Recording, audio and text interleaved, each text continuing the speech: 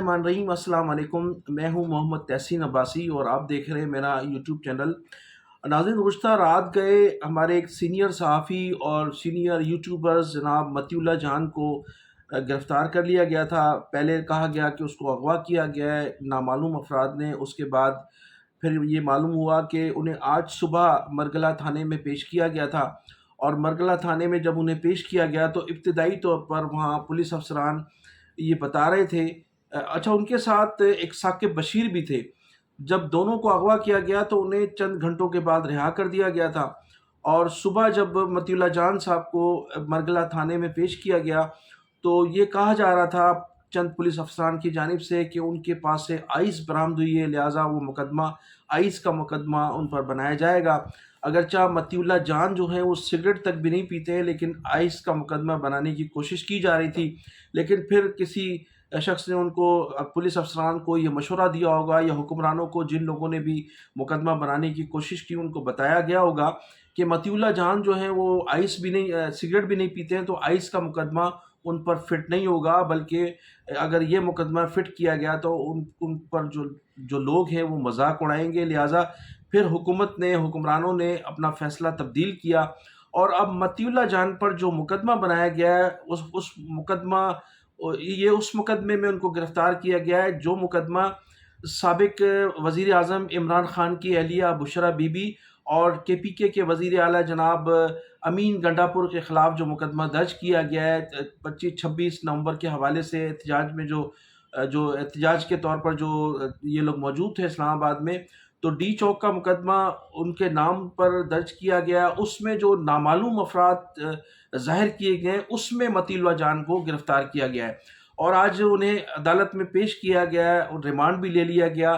سرکاری وکیل جو ہے صحافیوں کے سوالات کے جواب نہیں دے سکے اور خود جو تھے وہ شرمندگی محسوس کر رہے تھے۔ تو آج تمام اسلام آباد کے سینئر صحافی عدالت میں موجود تھے، تمام یوٹیوبرز بھی موجود تھے، اور دیکھا گیا کہ مطیع اللہ جان کا حوصلہ بلند تھا، اور وہ تمام اس زیادتی کے باوجود بھی کہ ساری رات ان کو جگائے رکھا اور ان کو سونے نہیں دیا گیا، ان کے حوصلے بلند تھے، اور وہ پوری طرح سے جو تھے مسکرا رہے تھے، اپنے دوستوں سے گفتگو کر رہے تھے، اور وہ کہہ رہے تھے کہ اس قسم کے مقدمے ماضی میں بھی ہوتے رہیں۔ اس سے قبل بھی مطیع اللہ جان کو اسی طرح سے اداروں کی گاڑیوں نے اٹھایا تھا کئی مرتبہ، اور کئی مرتبہ اسی طرح ان پر مقدمات بھی درج ہوتے رہے۔ تو اس حرکت پر یہ جو ان کو گرفتار کیا گیا ہے، پاکستان کے تمام صحافیوں نے اس کی سخت مذمت کی ہے اور اپیل کی ہے حکومت سے کہ وہ اس قسم کے اونچے ہتھ کنڈے استعمال نہ کریں۔ اچھا، مطیع اللہ جان پر حکمرانوں کا غصہ اس لیے ہے کہ وہ جو 24 نومبر سے اور 26 نومبر کی رات تک جو تحریک انصاف کی جانب سے احتجاج کیا جا رہا تھا، اس میں مطیع اللہ جان ہاسپٹل میں کوشش کر رہے تھے، وہ دیکھ رہے تھے کہ کتنے لوگ اس حادثے میں شہید ہوئے ہیں اور کتنے لوگ زخمی ہوئے ہیں، تو وہ پوری کھوج لگانے کی کوشش کر رہے تھے، اور انہیں اسپتال کے کسی سرکاری اسپتال کے باہر سے ہی گرفتار کیا تھا، اور وہ تسلسل کے ساتھ وہ کوشش کر رہے تھے کہ معلومات کی جائے کہ کتنے لوگ جو ہیں وہ اس میں زخمی ہوئے اور کتنے لوگوں کی ہلاکتیں ہوئی ہیں۔ اس سے قبل انہوں نے جو رینجرز کے جو جوان شہید ہوئے تھے، گاڑی کے نیچے آ کر شہید ہوئے تھے، ان پر گاڑی چڑھا دی گئی تھی، ان کے بھی حقائق انہوں نے پوری طرح سے پیش کیے تھے، اور وہ بھی ان کی تحریک انصاف کے خلاف جو کہا جا رہا تھا کہ تحریک انصاف کے لوگوں نے ان کو جو ہے قتل کیا ہے، تو اس کا بھی انہوں نے انٹرویو کیا تھا اور تمام حقائق منظر عام پر لے آئے تھے۔ تو وہ بھی غصہ تھا ہمارے حکمرانوں کو، اور پھر یہ بھی تھا کہ وہ پوری کوشش کر رہے تھے کہ پتہ لگایا جائے کہ کتنے لوگ جو ہیں اس 26 نومبر کی رات کو شہید کیے گئے ہیں، جس کی وجہ سے یہ دھرنا کینسل کرنا پڑا تھا۔ تو اب جب ہلاکتوں کے حوالے سے رکن قومی اسمبلی اور سابق گورنر پنجاب جناب لطیف کھوسہ صاحب نے انکشاف کیا ہے کہ 278 اس وقت تک کارکنان ان کے پاس، ان کے بقول کے ہلاکتیں ہو چکی ہیں اور 1500 سے زائد جو کارکنان ہیں تحریک انصاف کے وہ زخمی ہیں، لیکن ابھی تک یہ نہیں پتہ چل سکا کہ وہ 278 ہلاکتیں ہوئی ہیں، ان کی ڈیڈ باڈیاں کہاں پر ہیں، اور جو 1500 سے زائد کارکنان زخمی ہوئے ہیں وہ اس وقت کون سے ہاسپٹل میں ہیں۔ تو متی اللہ جان یہی کوشش کر رہے تھے کہ ان لوگوں کا پتہ لگایا جائے جو لوگ زخمی ہوئے ہیں یا جن لوگوں کی ہلاکتیں ہوئی ہیں وہ آخر کس جگہ پر ہیں۔ ناظرین، یہ 26 نومبر کی رات کو جو کچھ ہوا، تحریک انصاف کے کارکنان کے خلاف جو آپریشن کیا گیا، اس تمام آپریشن کے متعلق تمام جو صورتحال ہے، اس سے بانی متحدہ الطاف حسین صاحب پہلے ہی تحریک انصاف کی قیادت کو آگاہ کر چکے تھے، اور انہوں نے کہا تھا کہ ایک بہت بڑی سازش نہ صرف عمران خان کے خلاف کی جا رہی ہے، عمران خان کے جو کارکنان کو ہے بددل کرنے کی کوشش کی جائے گی۔ اور پھر یہی ہوا کہ جہاں چند یوٹیوبرز نے جو 26 نومبر کی رات کو جب 11 بجے کے بعد آپریشن ہوا، تو جب وہاں تحریک انصاف کے کارکنان سے کچھ لوگوں نے گفتگو کی تو ان کا یہی کہنا تھا کہ قیادت نے انہیں مایوس کیا ہے اور قیادت ان کو چھوڑ کر بھاگ گئی ہے، جس کی وجہ سے ہم لوگ بھی واپس جا رہے ہیں۔ تو اس قسم کے بہت سے انٹرویو سامنے آئے اور ان تمام باتوں کا انکشاف جو ہے وہ بانی متحدہ الطاف حسین صاحب کر چکے تھے، وہ اس سے آگاہ کر چکے تھے۔ اور بانی متحدہ الطاف حسین صاحب تو کئی طویل کافی دنوں سے اس بات کا بھی انکشاف کر رہے تھے کہ جو تحریک انصاف کی قیادت ہے، جو لیڈرشپ ہے، وہ کسی وقت بھی عمران خان کو دھوکہ دے سکتی ہے۔ اور آپ نے دیکھا کہ جو 26 نومبر کی شام تک محض بشرا بی بی اور وزیر اعلیٰ کے پی کے جناب گھنٹا پور صاحب ہی نظر آئے، اس کے علاوہ جو لوگ بھی تھے جن میں لیڈرشپ تھی، جو بھی پنجاب کی لیڈرشپ تھی، جو اراکین اسمبلی تھے یا جو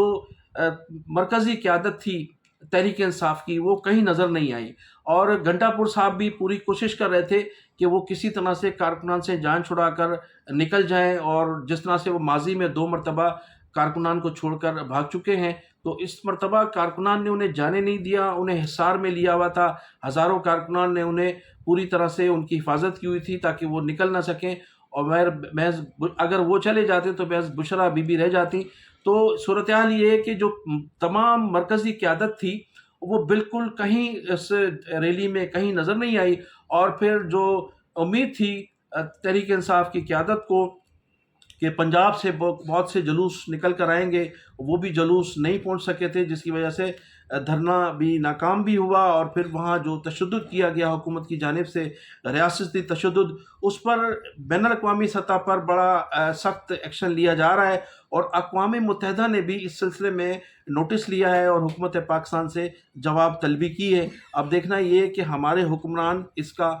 کیا جواب دیتے ہیں۔ اچھا، اب میں ناظرین بتاتا چلوں کہ تحریک انصاف کے جو کارکنان ہیں یا جو قیادت ہے، ان سے ان کی جو چند لوگوں کے انٹرویو سامنے آئے ہیں یا ان کے جو خیالات سامنے ہیں، ان کا یہ کہنا ہے کہ اب عمران خان کی رہائی کے لیے وہ ڈی چوک اسلام آباد جانے کے بجائے اڈیالہ جائیں گے، اڈیالہ جیل جا کر عمران خان کی رہائی کی ہر ممکن کوشش کریں گے۔ تو یہ اس سے قبل اگر تحریک انصاف کے لوگ اس سے قبل اگر اس پر سوچ بچار کرتے تو اس میں انہیں کافی حد تک کامیابی ہو سکتی تھی، کیونکہ بانی متحدہ الطاف حسین صاحب کو جب 1986 یا 87 میں آزاد کرایا گیا تھا تو لوگوں نے نہ تو چیف منسٹر ہاؤس کا گھیراؤ کیا تھا، نہ گورنر ہاؤس گئے تھے، بلکہ الطاف حسین کی رہائی کے لیے لاکھوں کی تعداد میں لوگ جیل پر جمع ہوئے تھے، اور پھر جیل کی دیوار بھی توڑی گئی تھی، لاکھوں لوگوں نے پھر وہاں کے دروازے بھی توڑے گئے تھے۔ اور جب صورتحال حالات کنٹرول سے باہر ہو گئے حکومت کی، اگرچہ اس وقت مارشل اللہ تھا، chief of the army staff general Zia الحق اس وقت صدر بھی تھے اور chief of the army staff بھی تھے، سندھ میں بھی کور کمانڈر موجود تھے، اور کور کمانڈر صاحب جو تھے وہ گورنر تھے، وزیر اعلیٰ سید غوث علی شاہ صاحب تھے اس وقت۔ اور جب حالات کنٹرول سے باہر ہوئے، عوام نے پورے لاکھوں لوگوں نے جب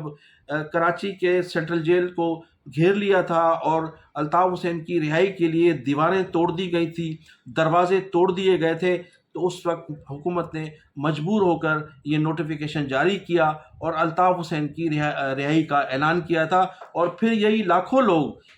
لوگ الطاف حسین صاحب کو ایک بہت بڑے جلوس کی قیادت کی ساتھ 90 پہنچے تھے اور ایک بھرپور جشن بھی کیا گیا تھا۔ تو یہ جو رہائی کا عمل تھا یہ بزور طاقت اس وقت کیا گیا تھا جیل کے سامنے، اور ڈی چوک پر جو مظاہرے کا تھا فیصلہ تھا، میں سمجھتا ہوں کہ یہ بالکل نامناسب تھا. جب رہائی کے لیے متحدہ یہ تحریک انصاف کے کارکنان نکلے تھے تو ان کو اڈیالہ جیل جانا چاہیے تھا، اور اڈیالہ جیل جا کر اپنے لیڈر کی رہائی کے لیے ان کو اپیل کرنی تھی، ان کو احتجاج کرنا تھا، اور اپنی طاقت کے ذریعے، عوام کی طاقت کے ذریعے ان کو رہائی کروانے میں مدد کرتے. لیکن انہوں نے ایک تو ڈی چوک پہ جا کر ایک تو حکومت کے ساتھ محاذ آرائی کی، اور دوسرا وہ جو ڈی چوک پہ جانا تھا وہ میں سمجھتا ہوں کہ ان کا بیکار ثابت ہوا. تو میں ناظرین انہی الفاظ کے ساتھ آپ سے اجازت چاہوں گا کہ آپ میرے چینل کو سبسکرائب بھی کیجیے گا، کمنٹ سیکشن میں جا کر اپنی قیمتی رائے کا اظہار بھی ضرور کیجیے گا. پاکستان زندہ باد، پاکستان پائندہ باد.